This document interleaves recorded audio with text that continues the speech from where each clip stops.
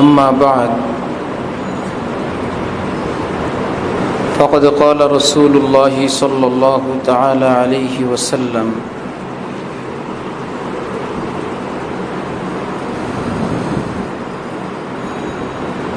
لو كانت الدنيا تعدل عند الله جناح بعوضة ما سقى كافرا منها شربة। হযরত রাসূল করিম সাল্লাল্লাহু আলাইহি ওয়াসাল্লাম ইরশাদ করেন, দুনিয়ার দাম যদি আল্লাহ পাকের নিকট একটা মাছির ডানার বরাবর হতো, এই দুনিয়া থেকে এক ঢোক পানি কোনো কাফেরকে পান করতে দিতেন না। এতটুকুন দামও যদি আল্লাহ পাকের কাছে থাকতো, কোনো কাফেরকে এক ঢোক পানিও পান করতে দিতেন না, যে এতটুক দামি বস্তু তোদের কপালে নাই। অর্থাৎ আল্লাহ পাকের নিকট এর চাইতেও আরো নিকৃষ্ট।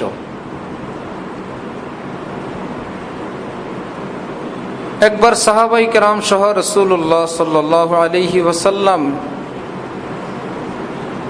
যাওয়ার পথে কতগুলো ময়লা আবর্জনার স্তূপ দেখলেন, খুব বদবু। সাথে সাহাবীদেরকে নবীজি বললেন, এই কেউ দুনিয়া দেখবা? দুনিয়া? ইয়া রাসূলুল্লাহ, আমরা দেখব। তিনি আবর্জনাগুলোর দিকে ইশারা দিয়ে বললেন, এই হলো দুনিয়া। কি সেটা ব্যাখ্যা করে বললেন, দুনিয়ার শুরু হলো ভীষণ আকর্ষণীয়, শেষ হইল নিন্দনীয়। কি যে এই বস্তুগুলো যখন ময়লা আবর্জনা, ফুল ছিল, ফল ছিল, খাদ্য খাবার ছিল, এটার আকর্ষণে টানে দূর দূর থেকে মানুষ তার কাছে আসছে। অমুক জায়গায় এই দামি খাবার পাওয়া যায়, মানুষ সেখানে ভিড় করে। এটা হলো খাবারটার শুরুর। আর এই খাবারটা যখন মানুষ খায়, তারপরে বাথরুম করে অথবা এক জায়গায় পড়ে থাকে, পচে যায়, তখন এর থেকে মানুষ কেবল পালাইতে থাকে দৌড়ে, গন্ধ আর গন্ধ বলে। দুনিয়া এবং মাফিদ দুনিয়া। হযরত ওয়ালা করাচি রহমতুল্লাহ আলাইহি বলেন যে, ভাই কোনো বিল্ডিং যদি হয়, ওই বিল্ডিং এর মধ্যে যদি একটা লেবেল লাগায় দেওয়া হয়, ভাই এটা হলো ধোঁকাবাজির ভবন, এই ভবনটা হলো ধোঁকার ভবন। কি এখানে আপনি সতর্ক থাকবেন, প্রতি পাটে পাটে ব্যাপক ধোঁকাবাজি। কিছু ভালো জিনিস আছে, কিন্তু ব্যাপক ধোঁকার কারণে এই ভবনের উপরে সাইনবোর্ড লাগায় দেওয়া হয়েছে, ধোঁকা কা ঘর হ্যায়, ধোঁকাবাজির ভবন, ধোঁকাবাজির ঘর। তাহলে ওই বিল্ডিং এ ঢোকার পর অনেক ধরনের বস্তু, এক একজনে একটা ভালো খাবার মনে করে কিনলো, মুখে দিল, হায় হায় দেখে ওটা ধোঁকা, সবাই হাসতেছে। কি বাবা, যে ভাই বিল্ডিং এর বাইরে লেখা আছে এটা ধোঁকার ঘর, সবই ধোঁকা, এখানে কিছু মাল ছাড়া। ভালো কিছু আছে কিন্তু খুবই কম এখানে। তাহলে ওই বিল্ডিং এর প্রতিটা সামান, প্রতিটা সদায়, প্রতিটা পদক্ষেপে সেই দর্শনার্থী, সেই প্রবেশকারী ব্যক্তি গাফিল থাকবে না সতর্ক থাকবে? সতর্ক থাকবে যে ভাই এটা কোনটা কি। মানুষ সতর্কতা যতটুকু শিখে, ধোঁকাবাজরা এর পরে গিয়ে ধোঁকা দেয়। যে একটুক মানুষ দেখবে, পরীক্ষা করবে, যাচাই করবে, সুতরাং ধোঁকাবাজি এর মধ্যে রাখা যাবে না, আরো অনেক পিছনে নিয়ে যেতে হবে। আর তার মধ্যেও ধোঁকা খেয়ে যায়। হযরত ওয়ালা করাচি বলেন, এই দুনিয়া আল্লাহ পাক বানানোর পর দুনিয়ার উপরে আল্লাহ পাক একটা সাইনবোর্ড লাগায় দিয়েছেন কোরআন শরীফের মধ্যে, ওয়ামাল হায়াতুদ দুনিয়া ইল্লা মাতাউল গুরুর, দুনিয়া এবং দুনিয়ার জীবন ধোঁকার সামান।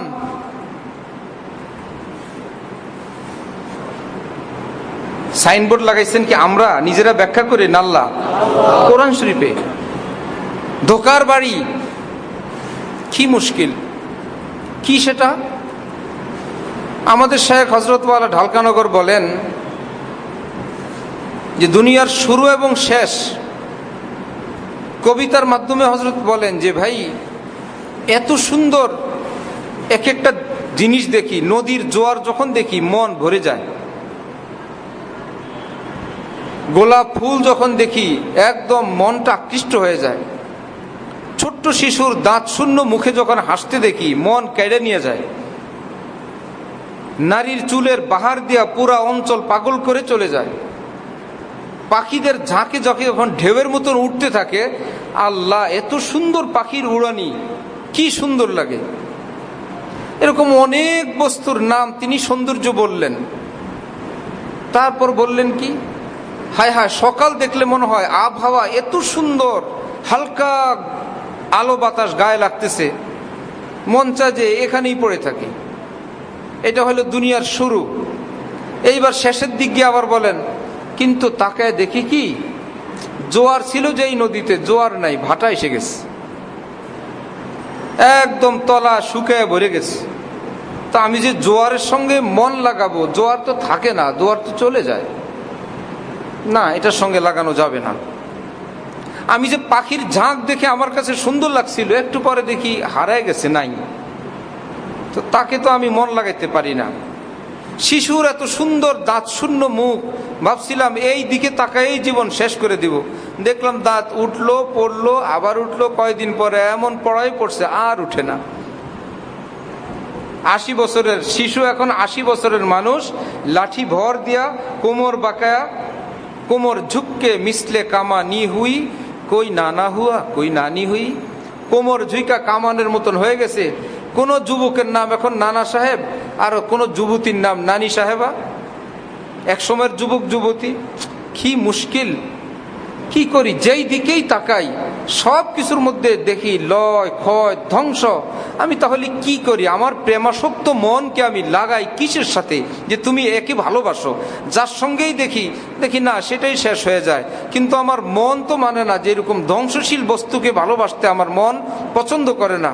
ওইদিকে কোরআন শরীফ রব্বুল আলামিন এলান করছেন, আল্লাহু লা ইলাহা ইল্লা হুয়াল হাইয়ুল কাইয়্যুম, তোমার মাওলা ছাড়া আর কেউ নাই, তিনি চিরঞ্জীব। সুবহানাল্লাহ, তার কোনো লয় নাই, ক্ষয় নাই, হারায় যাওয়ার ভয় নাই। সুবহানাল্লাহ ওয়া বিহামদিহি। তো দুনিয়ার শুরুটা কত আকর্ষণের, শেষে নাই। কিন্তু রব্বুল আলামিন বলেন, আল আনা কামা কানা ওয়া লাম ইয়ালকা জাওয়ালা।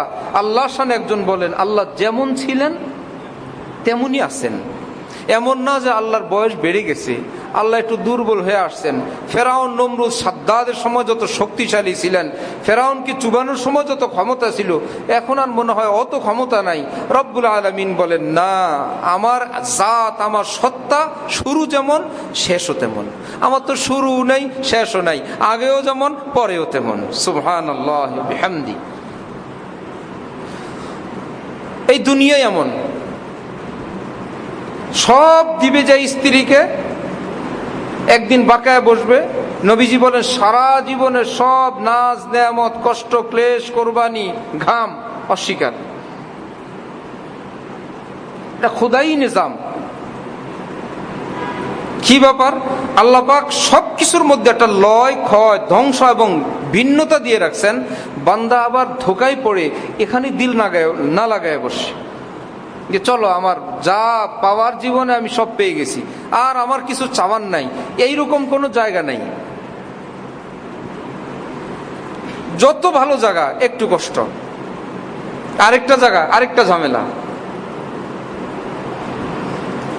আমাদের এক সাথী, সে নিজেদের ভাঙ্গা বাড়ি ছিল, পরে কোম্পানিকে দিলে বিশাল বড় 10-15 তলার অ্যাপার্টমেন্ট করছে, পরে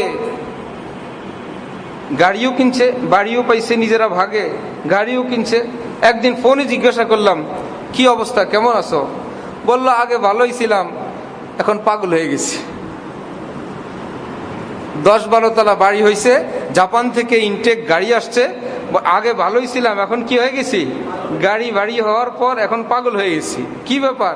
বলে, জীবনে তো এখানে নয়া বাজার যাওয়া লাগতো না, ইংলিশ স্কুলে যাওয়া লাগতো না, এখন গাড়ি ঠিক করতে আমারও যাওয়া লাগে। কারণ জারি দেওয়া পাঠাবো, সে যদি চুরি করে, সে যদি মিথ্যা কথা বলে, সে যদি 1 নম্বরের জায়গায় 2 নম্বরটা লাগায় নিয়ে আসে, এখন দৌড়াও। এখন ভাড়াটিয়া এই যন্ত্রণা, বাড়ির এই ঝামেলা। যার গাড়ি বাড়ি নাই সে মনে করে সেখানে গেলে আর কোনো টেনশন নাই, যার আছে তাকে জিজ্ঞাসা করেন। এটা কুদরতি, কারণ সে যদি সেখানে মহা সুখী হয়ে যায়, সে আর আখিরাতের কথা ভাববে না। রব্বুল আলামিন সব জায়গায় গোলাপ ফুল দিলেন, চতুর্দিকে কাঁটা দিয়ে রাখছেন। সুবহানাল্লাহ। ফুল বাগানে কাঁটা না দিলে কি হইতো আল্লাহ? কি মুশকিল! মানে সবকিছুর মধ্যে একটা না একটা কিছু ইঙ্গিত দিয়ে রাখছেন। এটা স্থায়ী না, এখানে কষ্ট, আরাম, সুখ, দুঃখ মিলানো। জান্নাতে যাইবা, সেখানে কোনো দুঃখ নেই। সুবহানাল্লাহ। কোনো দুঃখ নেই, কেউ কষ্ট দিবে না, কেউ চোখ উঠে তোমার দিকে তাকাবে না। মানে ওইদিকে ওইটার অফার দিচ্ছেন, আর এইদিকে সুখের সঙ্গে একটু দুঃখ মিক্স করে দিচ্ছেন, যে যাতে বান্দা বিরক্ত হয় না, এটা আমার থাকার জায়গা না, খামাখা এখানে বিরক্ত হয়ে লাভ নাই। কোন রকম স্টেশন কি চায় জেসি বি হোক ভাই, স্টেশনে নামলাম, একটু চা গরম পানি খাওয়া দরকার, যেমনই হোক ভাই কোন রকম খাও আর চলো। আসছি জান্নাত থেকে, কয়েকদিনের জন্য ট্রানজিট চলছে দুনিয়া, আবার জান্নাতে চলে যাব। চলো ভাই, আল্লাহ পাক বিবি দিছেন, বেচারি এসা তেসা যাই করে কোন রকম। নবীজি বলছেন, রাস্তা যদি বাঁকা হয়, গাড়ি কি সোজা চলবে না বাঁকা বাঁকা চলবে? মোড় কতক্ষণ পর পর। স্নেক রোড আমাদের এলাকায় আছে, সাপ রাস্তা নাম রাখছি, মনে যেন সাপ যেভাবে গেছে মুসরায়া মুসরায়া ওইভাবেই রোড বানাইছে। এখন গাড়ি কি চলবে, একদম সোজা না ওইভাবে মোড়ায় মোড়ায়? কি ব্যাপার ভাই? যদি সহি সালামতে থাকতে চান, মোড়ায় মোড়ায় চলেন, রাস্তার তালে তালে ভাওয়ে ভাওয়ে চলেন, গাড়ি রুটে থাকবে। আর যদি পাঠান হন যে ভাই একদম সোজা গেলে, তো সোজা গেলে খেতে যাবেন, খালে যাবেন। নবীজি বলেন, তোমার ঘরে যে আল্লাহ পাক তোমার জীবন সঙ্গিনী পাঠায় দিছেন, এ কিন্তু বাঁকা হাড্ডি থেকে তৈরি, সোজা রাস্তা খুঁজবে না।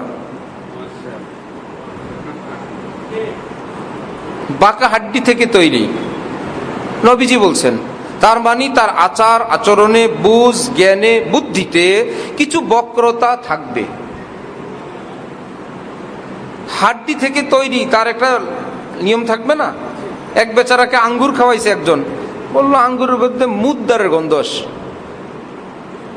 বাদশা খাওয়াইছে আঙ্গুর, সে বাদশাকে বলতেছে, স্যার এগুলোর মধ্যে মুর্দারের গন্ধ আসে কোত্থেকে? আরে কি বলে না বলে, মুর্দারের গন্ধ আঙ্গুরে কি আসবে? দেখেন, তালাশ করেন, খোঁজ নিয়ে জানা গেছে কবরস্থানের আঙ্গুর গাছ। তালাশ করে জানা গেছে কোন জায়গার আঙ্গুর গাছ? কবরস্থানের আঙ্গুর গাছ। ওরে বাবা রে, তো নাক তো বড় কঠিন ল্যাবরেটরি। তো রাসূলুল্লাহ সাল্লাল্লাহু আলাইহি ওয়াসাল্লাম ছোট্ট করে বললেন, বাঁকা হাড্ডি দ্বারা তৈরি। কবরস্থানের আঙ্গুরে যদি মুদ্দারের ঘেরান আসে, বাঁকা হাড্ডির যে মানুষটা, তার থেকে আচার আচরণ সব কি সোজা হবে না একটু বাঁকা বাঁকা থাকবে? ইয়া রাসূলুল্লাহ, তাহলে আমাদের কি হবে? রাসূল বলেন, ইন ইসতামতা'তা বিহা ইসতামতা'তা বিহা ওয়া ফিহা ইওয়াজ ইন আকামতাহা কাসারতাহা। যদি তুমি কুদরতি বাঁকা কোনো বস্তুকে সোজা বানাইতে চাও, নবীজির ভাষা ভাঙ্গে ফেলাইবা, সব শেষ। তাহলে ইয়া রাসূলুল্লাহ, তাহলে বাঁকা নিয়েই যদি থাকি কেমনে? বলে রোডও বাঁকা, গাড়িও চলবে বাঁকা বাঁকা না? দেশি ভাষায় বলে যে এক গুজা মানুষ, কুজা বলেন আর গুজা বলেন, সেই বেচারা নাকি নাচ দিছে, একটা নাচন দিছে। লোকেরা বললো, ভাই গুজা তার নাচন দিলে সে পড়ে যাওয়ার কথা। বললো না, সে তার ভাওয়ে ভাওয়ে দিছে। গুজায় নাচলো কেমনে? তার ভাওয়ে ভাওয়ে নাচছে, এই জন্য পড়ে না আর। তো যদি সুখে থাকতে চান, ভাওয়ে ভাওয়ে থাকলেই সুখ। পাগল নাচে তাইলে ভালো। নবীজির কথা, ওয়াফিহা ইওয়াজ, তার মানে তুমি সইবা, জানবা, দেখবা, বুঝবা, আর চুপ করে থাকবা। আল্লাহ তোমাকে পুরুষ বানাইছেন, এটাই। আমাদের শায়েখ হযরতওয়ালা ঢালকানগর, আমার জানা মতে মাইকের আওয়াজ এক জায়গায় মহিলাদের উদ্দেশ্যে যায়, মাইক নামাজের পরেরটা যায় কিনা আমি জানি না, আগেরটা তো যায়। আমাদের পুরো বয়ান এক জায়গায় সাপ্লাই হয়, সেখানে আমাদের অনেক মা বোনরা বয়ান শোনেন। আমাদের মাইজামিয়াদের বাসায় অনেক মেহমানরাও আসেন মাশাআল্লাহ। না, আগের বয়ান তো যায়, পরেরটা গেলে তো আমার দাওয়াত বন্ধ হয়ে যাবে সেখানে। আগের বয়ান যাই ছিল না, মাঝে মাঝে তো দাওয়াত খাই সেখানে। হযরতওয়ালা আমাদের শেখ, হযরতের কথা বলতেছিলাম না, হযরতওয়ালা ঢালকা নগর, ওনার মতো মানুষ ভীষণ শিক্ষণীয়। একদিন ওনার মজমায় বলে বসলেন, স্ত্রীর কাছে জীবনে একবারও ধমক খায় নাই, রাঙ্গা চোখে পড়ে নাই, কেউ থাকলে হাত উঠান। বলেন তো কত রকমের মানুষ সেখানে, পুরা মসজিদ ভরা, একজনও উঠায় নাই। এই কথাটা বলার কি প্রয়োজন ছিল সেখানে ওনার? উনি সব মানুষকে একটা মেডিসিন দিয়ে দিচ্ছেন। না বলা কষ্টে যে ভোগে সবাই, যে বিপদে আছি আমি, সবাই মহা সুখে, আমি কেবল বিপদে, সবাই মহা সুখে।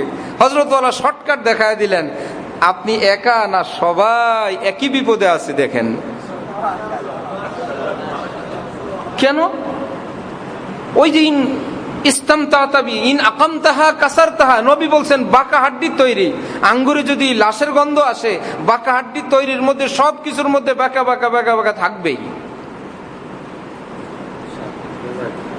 হযরত বলেন, কেউ তাহাজ্জুদ দ্বারা নিজের স্ত্রীর কাছে নিজের মর্যাদা প্রতিষ্ঠা করার চেষ্টা করে, তাহাজ্জুদের সময় মুনাজাত দেয়, কান্নাকাটি করে, ওদিক থেকে যদি একটু সজাগ হইল, বলতেছে হয়েছে, হোঁস হোঁস করা লাগবে না, চিনি আপনারে।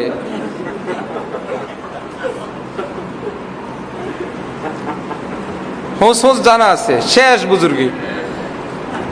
আরেক বুজুর্গ, অনেক বড় বুজুর্গ, স্ত্রীর কাছে দাম নাই, আল্লাহ পাকের কাছে বলছে, আল্লাহ এই বেচারি যাতে আমার কমপক্ষে জ্বালানিটা বন্ধ করে, আপনি আমাকে একটা অলৌকিক কিছু করার ব্যবস্থা করেন, আমি একটু থামাই আল্লাহর পাগল।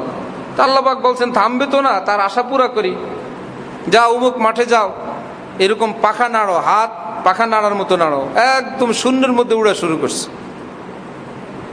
উঠতেছে হেলিকপ্টার, ভাবছে বাইরে উড়ে লাভ কি, নিজের বাড়ির উপরে চক্কর দেই, নিজের উঠানের উপর চক্কর দিছে। স্ত্রী বলতেছে আশপাশের মানুষদেরকে, এই দেখ, চিনতে পারে না, বলছে আল্লাহর ওলি এইরকম মানুষকে বলে। আমাকে ঘরেও আছে একটা শয়তান, দাবি করে আল্লাহর ওলি। আল্লাহর ওলি হয়তো এইরকম মানুষকে আল্লাহর ওলি বলা যায়। চক্কর দিয়ে দূরে গিয়ে ল্যান্ড করছে, সন্ধ্যায় আসছে, আর বলতেছে ওলি আল্লাহ, ওলি আল্লাহগিরি, বুজুর্গি। বুজুর্গ কাকে বলে আজকে দেখছি। কি বিষয়? যে একজন ওলি আল্লাহ নুরানি চেহারার আমাদের উঠানের উপর এরকম চক্কর দিতেছিল, এইরকম মানুষকে আল্লাহর ওলি বলে। তোমার তো জীবনে এমন কিছু দেখিনি। স্বামী বেচারা বলল, আরে ও তো মেহি থা, দেখছো না যে লোকটা, ওটা তো আমিই ছিলাম। আচ্ছা, জানে স্ত্রী যে আমারটা মিথ্যা কথা বলে না, সে যদি বলে সে ছিল, এটা সত্যই ছিল। সাথে সাথে পল্টি, তুমি ছিলা, ঠিকই আছে, আমি তখন থেকেই একটা টেনশনে ছিলাম, খাঁটি আল্লাহর ওলি যদি হয়, উড়ার সময় এরকম বেকা বেকা বেকা বেকা উড়ি কি জন্য? তো তুমি ঠিক আছে, ও আমি তখন থেকেই টেনশনে যে ও খাঁটি হইলে এরকম বাঁকা বাঁকা কেন? যেরকম বুজুর্গ 2 নম্বর, উড়াটাও 2 নম্বর ছিল। তাহাজ্জুদ দিয়েও হবে না, সুরমা দিয়ে, পাউডার দিয়ে, সুন্দর জামা দিয়ে, বাইরের পদ পদবি দিয়ে, বাড়ি গাড়ি দিয়ে হবে না। হবে কি দিয়ে? কোরআন শরীফ আল্লাহ পাক বলছেন, ওয়াশিরুহুন্না বিল মারুফ। এই মেয়েদেরকে তো আমি বানাইছি, আকল জ্ঞান কতটুক আমি দিলাম, কত মেমোরির নারী হয় আমি আল্লাহ জানি। তোমাকে আমি স্বামী বানাইলাম, হে স্বামীগণ, আমি আল্লাহ তোমাদের খালিক মালিক। তাদের প্রতি সদয়, তাদের প্রতি দয়াল, তাদের প্রতি ক্ষমাশীল, তাদেরকে মহব্বত করার জন্য আমি আল্লাহ তোমাদের কাছে সুপারিশ করলাম। তরজমা করছেন হাকিমুল উম্মত থানবী রহমতুল্লাহ আলাইহি, কিতাব কামালাত আশরাফিয়া।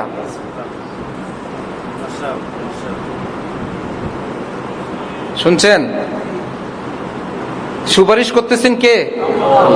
যে আমার বান্দিদের প্রতি একটু একটু সদয় হয়েও, একটু ক্ষমাশীল দৃষ্টিতে দেখবা, আমি সুপারিশ করলাম। আমাদের হজরত যে কথাটা হজরতের বলতেছিলাম, হজরত বলা হয় নাই। হজরত বলেন, আপনার এই আচরণ, আপনার সদাচার, আপনার ক্ষমা, আপনার চুপ থাকা, এর কারণে তার মধ্যে একটা প্রভাব পড়বে। সে ভুল করে ফেলছে, সে বুঝবে। আপনি এই অপেক্ষায় থাকবেন যে সে আশা বলবে আমার ভুল হয়ে গেছে, আমাকে মাফ করে দেন, সে আশা বাদ। আপনার এই আশাও বাদ দেওয়া লাগবে। সুখে থাকার জন্য আপনার এই আশাও বাদ দিতে হবে। তাহলে সে কি একদম সারেন্ডার করবে না, ক্ষমা চাইবে না? হযরত বলেন, যদি আপনার কাছে ফোন দিল, বুঝতে হবে এটাই সারেন্ডার। যদি জিজ্ঞাসা করলো কিছু খাবেন কিনা, বুঝতে হবে এটাই সারেন্ডার। এমনি যদি ডান বামের কোনো কথা শুরু করলো নরম ভাষায়, বুঝতে হবে এটাই তার ক্ষমা চাওয়া, এটাই সারেন্ডার। আপনি মনে মনে ওইটারই ধরে নিয়েন।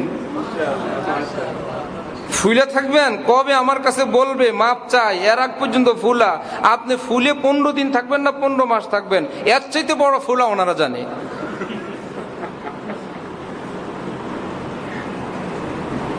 ওয়াশিরুহুন্না বিল মারুফ। তো রব্বুল আলামিন, আমি বলতেছিলাম দুনিয়ার সবকিছুর মধ্যে একটু কষ্ট লাগায় রাখছেন কিনা? কষ্ট লাগায় রাখছেন। শেষমেশ বান্দা রাগ করে জায়গা 3 দিনে, এই কষ্টে আল্লাহকে আসো আসো। 3 দিনে এত ওয়াজ করে পাইলাম না, এখন তো 10 দিনের জন্য রেডি। হ্যাঁ হুজুর, অনেক শান্তিতে আছে। কয় না তো পুরোটা বলা যায় না। আল্লাহর ঘরে আইসা কত শান্তি, মানে ওই ঝামেলার থেকে মুক্ত আছে, ভীষণ সুখে আছি হুজুর। আসো, রব্বুল আলামিন বলে এই তো জান্নাতের লাইনে আসছো। নাইলে ওখানে যদি মহা সুখ হয়ে যায়, কেউ আর তবলিগি নিতে পারবে না, কেউ ওয়াজি নিতে পারবে না, কেউ আল্লাহ ওয়ালার কাছে নিতে পারবে না, মসজিদে নিতে পারবে না। এমন সুখ পাইছে, সে জান্নাত ভুলে গেছে। রব্বুল আলামিন সব জায়গায় কষ্ট লাগায় রাখছেন যে আমার দেওয়া জান্নাত এবং আমাকে যেন বান্দা ভুলে না যায়। আল্লাহ আমাদেরকে আখিরাতের কথা, পরকালের কথা, জান্নাতের কথা, মহান আল্লাহ তাআলার কথা স্মরণ রাখার এবং সুন্দর সুখময় জীবন কাটানোর তৌফিক দান করেন। ওয়া আখিরু দাওয়ানা আলহামদুলিল্লাহি রাব্বিল আলামিন। আমাদের এক হাজী সাহেবের একদম ছোট্ট শিশু বাচ্চার অনেক বেশি সমস্যা চোখে। ডাক্তাররা বলছেন যে বিদেশ নিয়ে যাওয়া লাগবে। তারপরেও একজন ডাক্তার থেকে চিকিৎসা চলছে। আল্লাহ পাক যেন নিজ কুদরতে পূর্ণ সুস্থ করে দেন। একবার সূরা ফাতিহা পড়ি সবাই। বিসমিল্লাহির রহমানির রহিম।